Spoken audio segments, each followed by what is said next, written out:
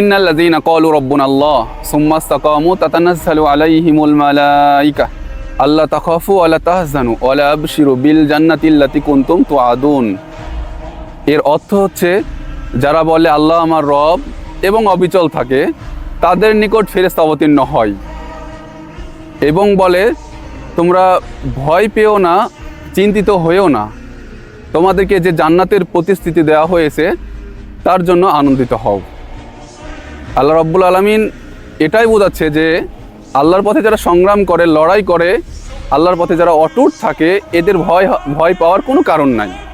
তারা যদি আল্লাহর পথে লড়াই করতে গিয়ে, আল্লাহর আইন বাস্তবায়ন করতে গিয়ে যদি তারা শহীদ হন বা মারা যান, তাহলে তাদেরকে যে জান্নাতের প্রতিশ্রুতি দেওয়া হয়েছিল তাদেরকে সে জান্নাতে দাখিল করা হবে। এটাই বোঝানো হচ্ছে এই আয়াতে। তো আপনারা এই আয়াতটা আমল করার চেষ্টা করবেন এবং আমার এই ভিডিওটা ভালো লাগলে শেয়ার করে দেবেন।